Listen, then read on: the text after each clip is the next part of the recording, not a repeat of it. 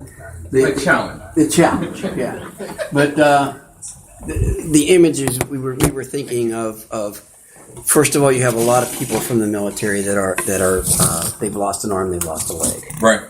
They've lost all kinds of different things, but the biggest problem is the one you don't see, and that's the impact on their nervous system. Yeah. From being in a situation where you go from complete sedentary situations, right, like being on a ship and going to a place, to unbelievable amounts of adrenaline rushing through your system as you're fighting to save your own life and the life of the people around you.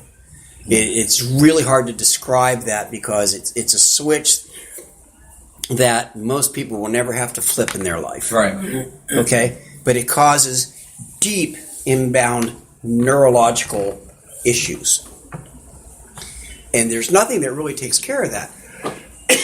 Most veterans go through life in a fight or flight situation and they choose fight, which is what makes them aggravated and angry and crazy. You know, I couldn't get a job for a really long time. All I had to do say I was a Vietnam veteran. I can lose a job in 10 seconds. Yeah. You know, I was a Vietnam veteran. No, we don't want you around because they went completely bonkers. Yeah. You know, for a while.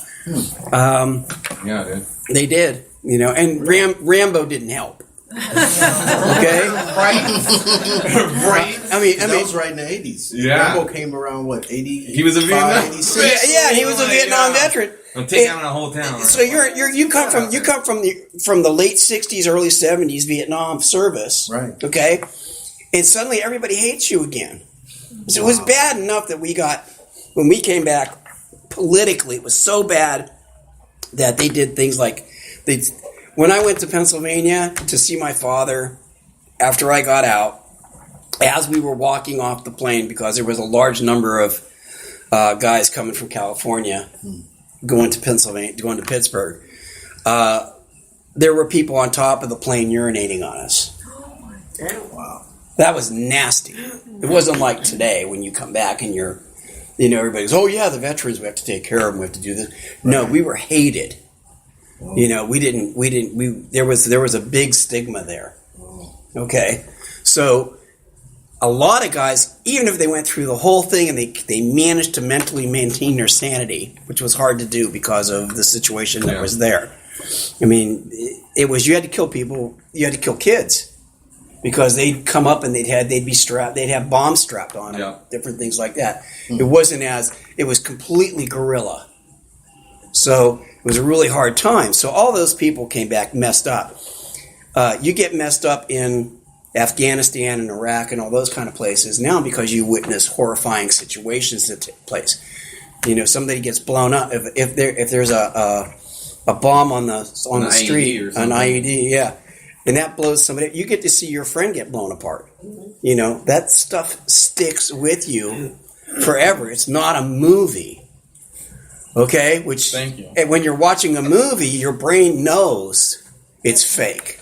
Well, when it's reality, sort of. Yeah, sort of. But when you're watching reality, it's pretty messy. You know, it's not clean or anything like that one. You know what I mean? It's not.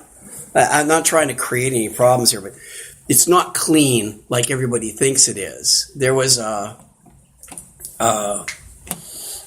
many situations that I could tell you about that are really horrible. Obviously, we don't need to hear that. Obviously, you don't need to hear that. But yes. But it's all about that. That's why there's so many people on pot from the military. Yeah. That's why I'm gonna counter you just a tiny bit on that. Yeah. The numbers. It's a very small fraction of the military that ever sees actual genuine combat. Yeah. It's a huge fraction of the military that has PTSD. Yeah. Yes. So not everybody gets to see their buddies blown apart. I served 23 years. I never went to Iraq or Afghanistan. But the thing is, dude, you can see that stuff in exercises. You don't have to be in combat, you know? But things happen. But I want to get away from the whole combat conversation entirely. Right. You can get PTSD from a car accident. Right. Yeah. And anybody at any age, in any area of the world, hostile or non, can get PTSD. Right. 66% of women veterans suffers, or now the numbers are coming out. 66% of women veterans have suffered some sort of sexual trauma. Right. And a woman who suffers a rape, or a woman or a man who suffers a rape, is 9 times more likely than a combat veteran to leave with PTSD. Right. So focusing entirely on the combat veteran, Well, they get a lot of focus. Where I was going with that is you can ride down the 5 right now, and I've seen this in my life too. You can be going down the 5 and the person in front of you isn't paying attention and they run into a truck parked on the side of the road. That's also horrifying. Yeah. And you have to pull over and try to help. And that's messy. You know, I think that people don't understand that trauma is trauma is trauma. And, That's true. you know, that's the bottom line. That's the bottom line to everything. So there's that. But if you lose your arm, there's pain. There's also ghost pains, that kind of thing. Pot helps with that. Again, military people are not the only ones that it happens to. No. When I was a kid, I saw a guy in the steel factory doing he was what they called it was topping off. They take the impurities to go to the top of the steel, right? Oh. And you put that thing in there, a big rod with a hook on it, and you pull that stuff off, and you take that lava off of there, right? And the stuff hits the floor and bounces and spits and all kinds of stuff. And the guy went, and spit and went. Well, he didn't bleed or anything because it cauterized immediately, but he lost his arm. That was it. And he had pains in his hand all his life because his brain remembered that it was there at one point, and so he would get pains even though his hand didn't exist anymore. He could feel the pain in his hand. So he needed pot. You know, if he'd had it in those days, you know, it would have been a really nice thing to be able to help that guy out. But I think the biggest thing about marijuana that exists today, honestly, is that there's a lot of stress. Life is not nice. Okay? And we all turn to alcohol or something to try to get past that. And that's not really the way to do it. Right. You know, I think marijuana is the answer because it doesn't give you brain damage, doesn't eat your brain out, which alcohol does. It's not all sugar, so it doesn't give you diabetes. You know, it doesn't kill you, you know. And I think that, and like we were talking earlier, I've never seen people that are smoking pot have a bar fight. Right. You know, it just doesn't happen. Yeah. You know, you don't get that attitude, that no anger, none of those things. And so that's why I said, okay, I'm in when he was talking to me about it, because I think there's way more benefits than there are liabilities with marijuana as far as helping people. And nobody's ever really gone for it, you know, before in that sense. And now finally people are starting to get to it. You know, and I think it's another advancement in the human condition. Yeah. So let's try to find that point that says, look, done right, marijuana is a great medicine. Done right, marijuana is a great way to help people mentally and physically. Yeah. Done right, marijuana is the answer to heavy duty, and you see this, so heavy duty depression, right? Heavy duty bipolar disease. So, these are all things that we can address. These are all in the image. In the images, you know, you can have.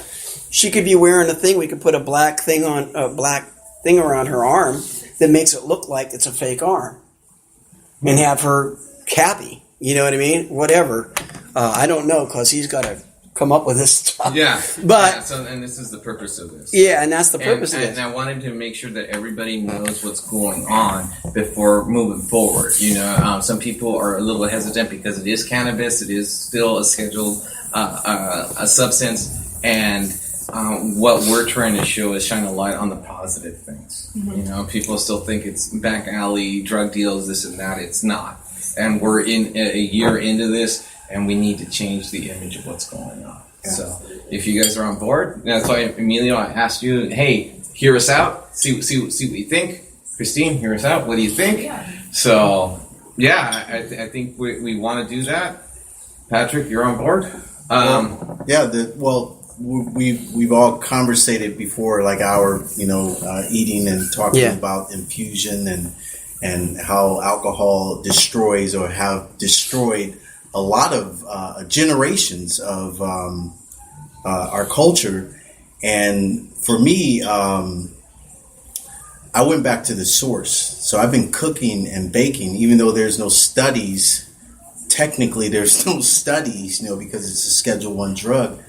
I've been baking with it for over 35 years. And as I was baking and becoming, when you're baking, when you're cooking, everything is a plant. Everything starts with a plant. Whether it's the almond, whether it's the cashew, whether it's flour, whether it's grain, it has to be broken down to a flour, to a fine point, and then processed.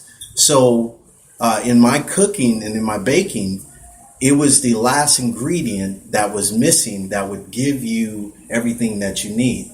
Like with some of my snacks, I introduced moringa leaf, and moringa leaf grows like the marijuana plant itself. But you can use the moringa leaf plant. Third world countries are using it in their snacks, in their foods, and they've been doing it for forever. So I'm like, okay, if you take the sugar out, because everybody knows, not everyone knows, but sugar has been, look, if sugar was introduced today, it would be a Schedule I drug.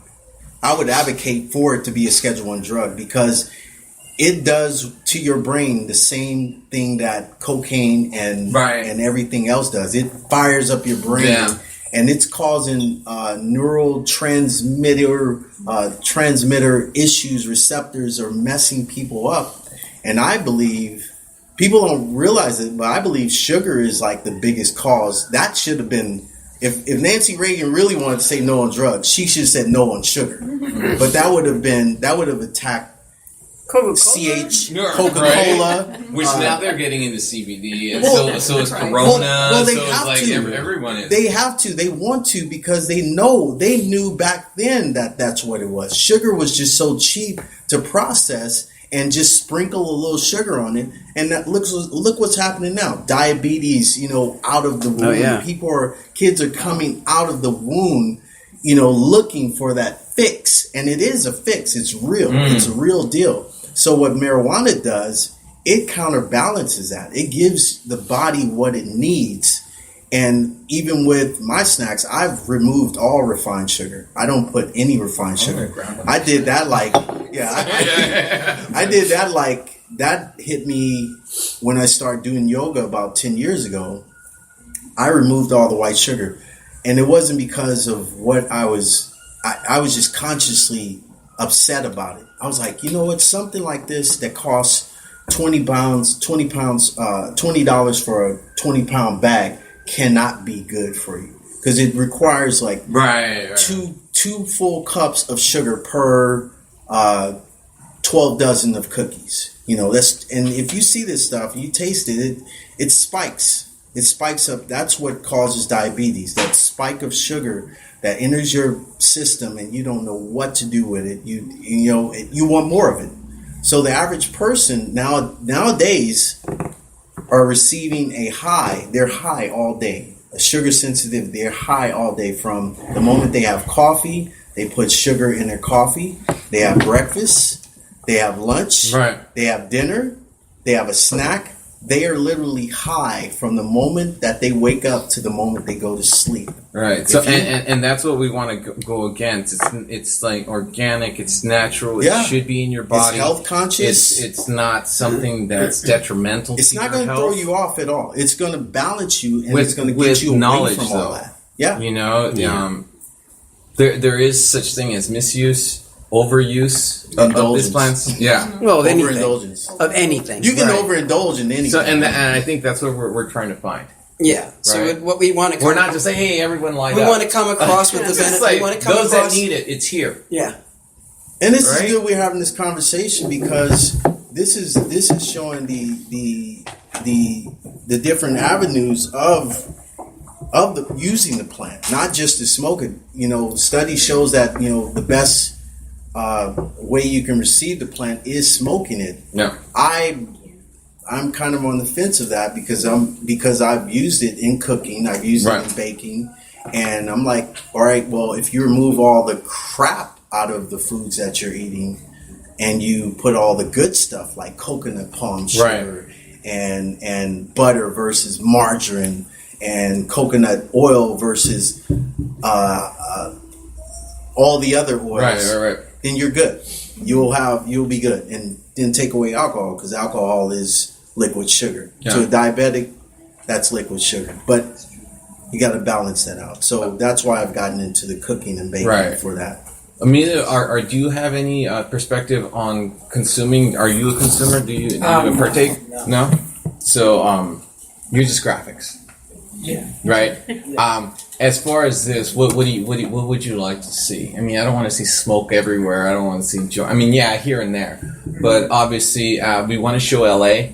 We want to show Cathedral City, California City.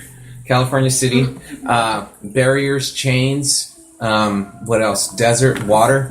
Declaration of Independence. We want to scroll for sure. We have some 3D models that I think you two need to talk after we get this whole consensus going. But you don't really, you're not a smoker or consumer or medicinal patient or anything like that. Do you know anybody that it's helped? I know people that use it recreationally. I don't know anybody that has a problem that uses it to solve that problem. If anything, I know people that use it as an excuse. Okay, tell me about that. I don't have anything against weed personally. I think the fact that it's labeled a drug, I completely agree with Chef Patrick. Like, I don't do sugars either. Carbs, stuff like that. Carbs react to the brain the same exact way that sugar does. Bread, pasta, all that stuff. Right. When you say excuse, what do you mean? And I'm just trying to get ideas. That's all. That's why. Absolutely. Kind of like a reason to get together and smoke and not do anything. Gotcha. Like I know more people that smoke to get out of, duties and stuff like that, and I didn't do it because I was high. It's like, Gotcha. And alcohol. Right.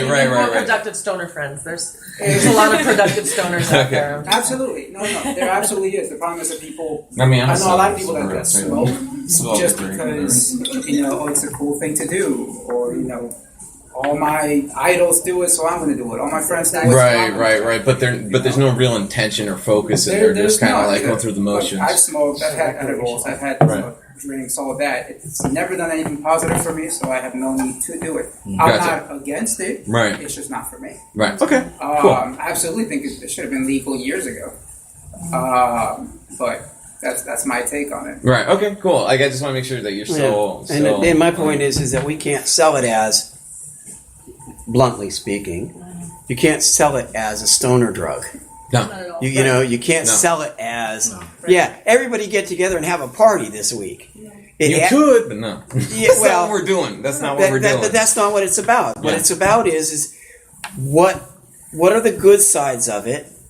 Because that has to balance out. Everything has a good side and a bad side. It's the yin and yang. Everything has a yin and yang, right? And every person has a mishigosh, which is a problem of some kind or another. All right, and imperfection. So you have to look at it that way. You have to say, okay, at least it has these good parts to it. It is now legal, in here. I don't want to bring up any kind of politics or anything like this. Even, I say that with big letters, even Trump wants to take away the federal laws against it. Scheduling, yeah. Even he wants to remove it. I'll be fine. Yeah, I haven't smoked pot since 1978. I haven't drank since 1978. Okay? Okay? It was a big year for me. It's when I decided I was going to be a person who strictly just works and has a family and doing all that kind of stuff, because that's what I was told I was supposed to do when I was a kid. So I decided to go ahead and go there, right? Okay. So I had a wife and 7 daughters, and So I did a lot of work. So to keep them happy, right, and fed.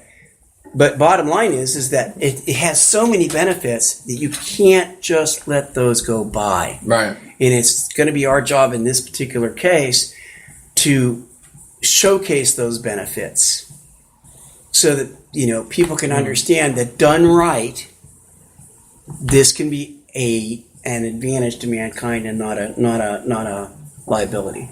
Absolutely. And that makes Christine, I know you just came from set. I know you're tired. Oh, yeah, I know it's cool. But as far as these are the two models that you're going to be addressing, and we have some wardrobe over there. We want to feel the empowerment of the female spirit and breaking through the barriers of corporations, being a person in business, and also in the cannabis space, which is brand new. The war on drugs. Yeah. So as far as wardrobe, are you looking at colors? Are you looking at textures? I mean, and hearing everybody and their experiences and their ideas, what are you feeling? So I haven't seen any of it. But, Yeah. when I first was reading about it, I was thinking more like people who you don't expect, maybe like different ages. Okay. But like that's what I was getting at. And then I was thinking like more lighter colors, pastel maybe. Yeah, Yeah. for sure. Okay. Like She's gonna be green because she's a Army veteran. All right. So green for sure.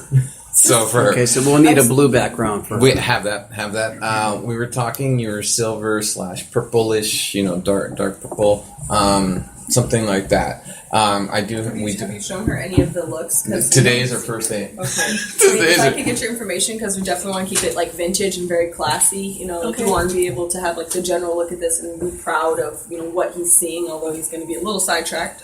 Yeah, there's a lot of stuff happening. Yeah, so even like the Nancy Reagan, is that the terminology that Mhm. the Nancy Reagan look? So very vintagey, very classy, especially when it comes to anything that I'm in.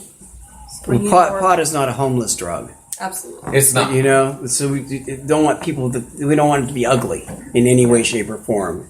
I was thinking you would need more polish than you would expect. Yeah. Yeah, you have to play that game. So And I was classy, talking to other females, and like when you think of someone empowered, a female empowered, what do you think? Is it a color? Is it a texture? What is it? And the response I got back was a well put together woman, someone that's coordinated and is put together. Because usually we think of like a t-shirt and like some A business suit or something, but that's not it. That it's the whole package. Yeah. Yeah.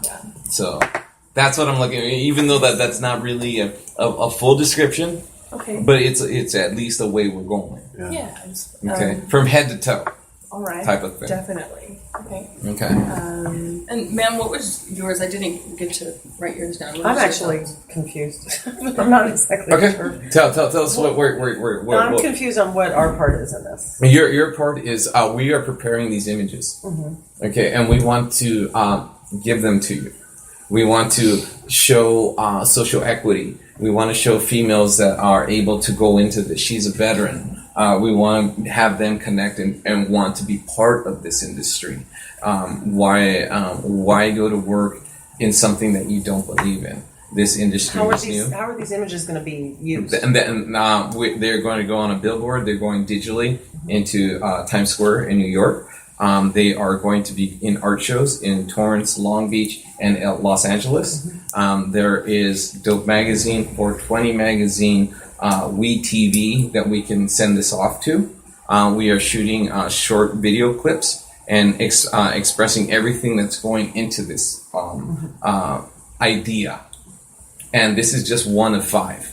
It's 5 different images that are going to come together as one collage.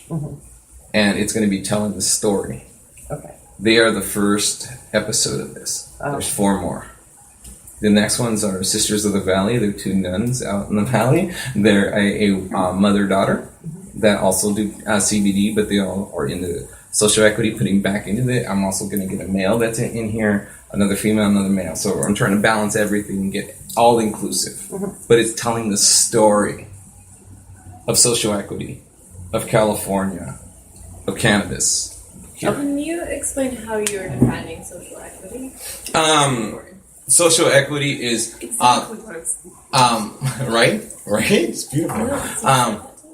African Americans and Latinos have been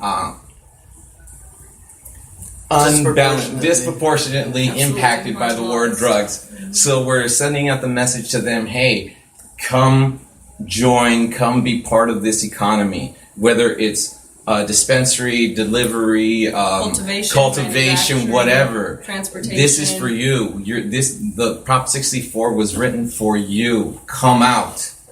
It's no longer a back alley drug. And you know, that's why we're proud to stand up for it too. Vanessa and I are the youngest to ever be permitted with cannabis cultivation and manufacturing. 2 females, veteran. You know, we want to raise awareness to women. You know, that's where our passion is at, but also veterans. So I mean, we feel very passionate about it, but we're also very passionate about the message that we represent. What I'm seeing and what I encounter that's holding people back, you're asking why are people not doing this or afraid to do this. I'm seeing two different ideas that are out there. The first one being grandmas, grandpas who grew up with it, and they were get the water leaves. They would take the water leaves and put it in alcohol and ferment it, and then after a certain time, they would use it to ointments, to alleviate the pains. And they stopped because of the war on drugs, and it became dangerous for them, or they didn't want to be associated with that. But now they're asking us and our companies or different people, like, hey, can you send me some water leaves so that we can put it in the alcohol? And we know it's legal now. We want to get a plant from you guys. So that's one thing. They want to come back and bring it back. We can have you guys making that or whatever, so that you can send it off and show, hey, this is happening. It's okay. And the second one is as in the 80s, people using it recreationally, overusing it and using it, and they would feel bad, they would get sick or not using it correctly. And so they would still get high, or they were using it correctly, and they were having a great old time and feeling all these different feelings with the colors and all that. But they missed the point. Mm-hmm. And so they got older, they got kids, they stopped, and they didn't want to do it anymore. So now they're experiencing the liver diseases, the cancers, the arthritis, and because they stopped. No. Or because they didn't have age, access to age. it. No, it's not age. They get cancer. It's normal aging process, and we're encouraging them to use CBD, to use something to alleviate the pain, but they don't want to because what they remember of cannabis is not what we know now of it, or the CBD effects, or the ailments, or how to treat those ailments. And so instead of taking them, they would rather suffer through it because all they remember is all the times they were getting high, all the stupid things that I did. I don't want all that fogginess that I was feeling. I don't want to feel that anymore. I don't want to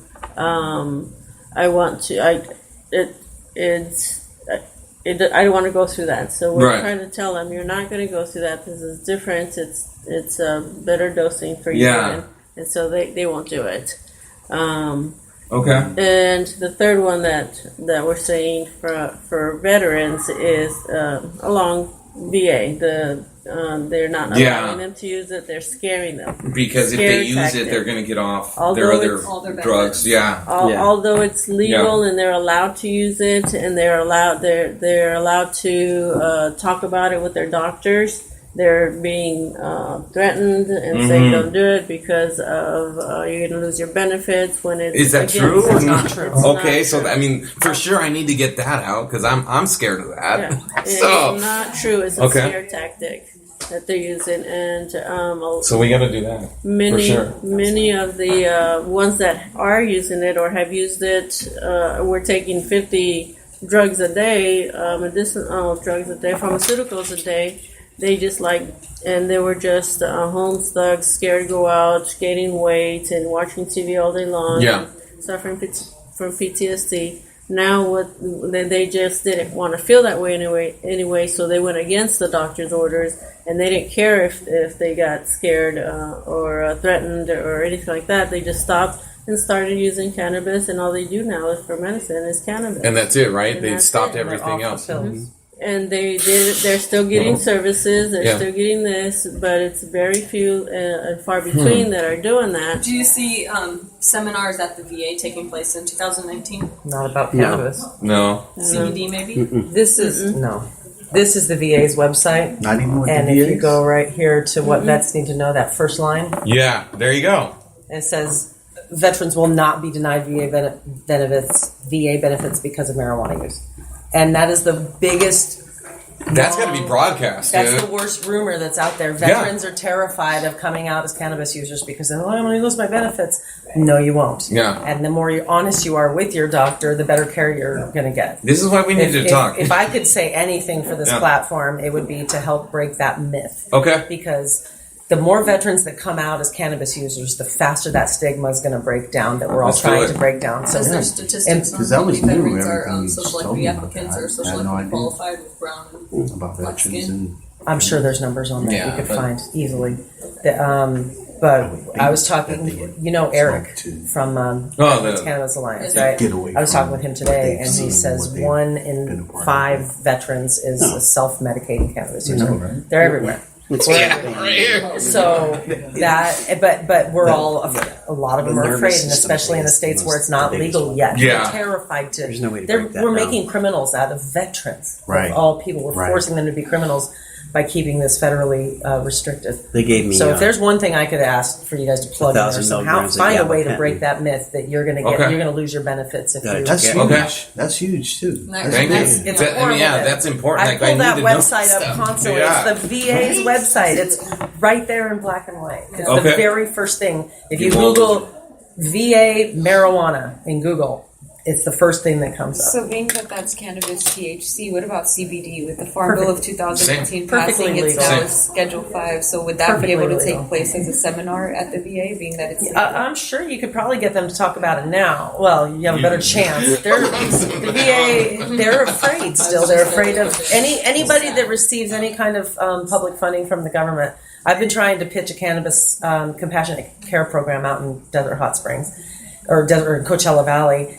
I've asked the VFW, the American Legion. I'm about to hit up the Elks Lodge. I'm trying to get somebody to let me host a non-consumption, non-flower event. Just host a meeting once a month where I can get veterans to come sign up for my program. And then the dispensaries will give them their free cannabis. And I can't. They're afraid. Dude. They're afraid to let me host. They're afraid to let me just utter the Yeah. word cannabis. It's very controversial. Because they might lose their Wow. Yeah. federal funding, even though the American Legion has a pro-cannabis research stance. So we need someone to risk it. Yeah. Well, that's I have been kissing butt to the guys at the American Legion in Palm Springs for months now, trying to get them to There host our was event.